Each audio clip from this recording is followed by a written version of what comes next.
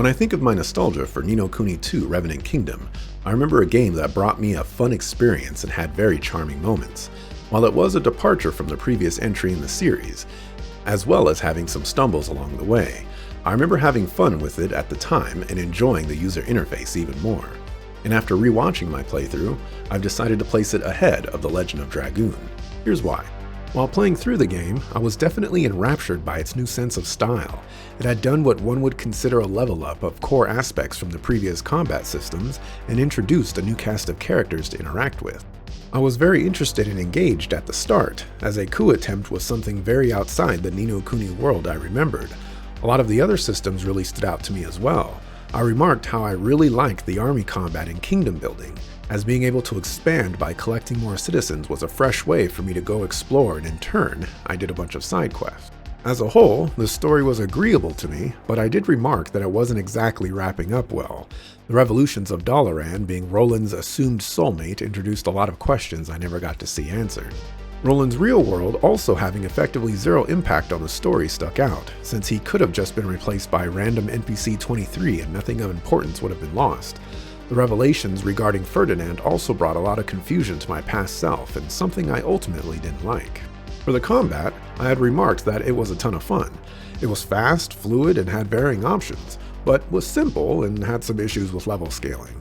I wish that there were a few more things to spice it up, and also for there to be not such a large level discrepancy between me and the bosses.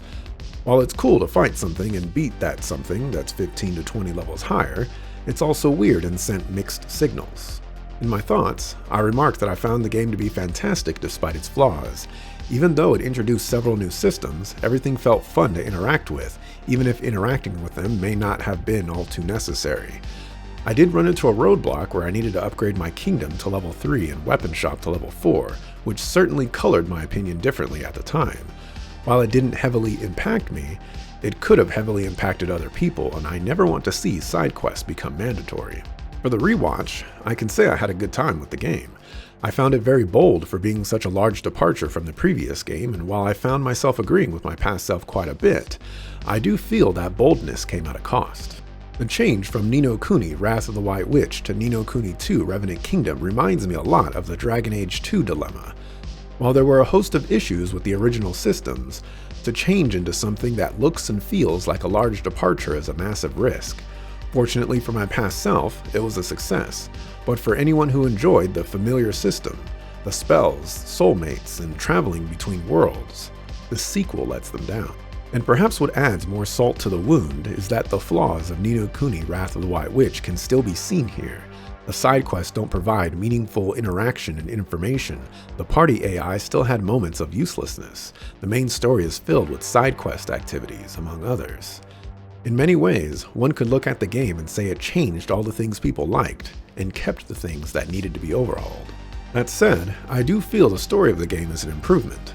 Even if Evan has a childish outlook on the world, which none of his older advisors are willing to stand their ground against, it was a nice journey. My past self had remarked that he wished Dalaran was interacted with more, and I would agree with that. It did feel like a missed opportunity to build him up as a sympathetic villain from the start, rather than drop that on us at the end. And along those same lines, I'd agree with my past self that Roland and Dalaran being what is to be assumed as soulmates is confusing and silly. It regrettably sets us up to have a redemption arc for someone who doesn't deserve it and pokes a hole in the game's sales. There was also the information about Ferdinand being Evan's son, which brings up a heap of questions. His ability to send his mind through time felt contrived and pointless, and his conversations with Evan became that much more strange. If Evan succeeded in birthing a son who united the world, how would the timeline be affected if that son goes back in time and imparts his teachings to his past self? Surely the divergence would be massive, right? Based on memory, I ranked Ni no Kuni 2 Revenant Kingdom at 52 out of 117, and I think that spot could be appropriate for it. Disregarding the level discrepancies with bosses, the combat looked very clean and manageable. The introduction of Higgledies added a nice bit of interaction to combat, which was cool to see. The new systems were also engaging. The army skirmishes offered something different to interact with and spiced up the gameplay. The kingdom management was surprisingly well done, although requiring level 3 castle and level 4 weapon shop is definitely crazy. In fact, it is something so egregious that it's cardinal sin worthy, as nobody should ever be forced to do side quests. especially ones that don't feed into the main story. So, I think it comes ahead of The Legend of Dragoon. The overall experience of the game was fun and interesting, both for past and present me. I enjoyed the look and feel of the game, and despite the stumbles that it has, it ultimately took the biggest risk of changing some of the most important things and having it be successful. I think the experience Ni no Kuni 2 Revenant Kingdom offers is varied and refreshing, but doesn't provide the same thrill that Xenoblade Chronicles 2 had. As both are sequels, one chose to build on its predecessor, while the other chose to fork away, and I think the soft reboot isn't as interesting or fun in that comparison.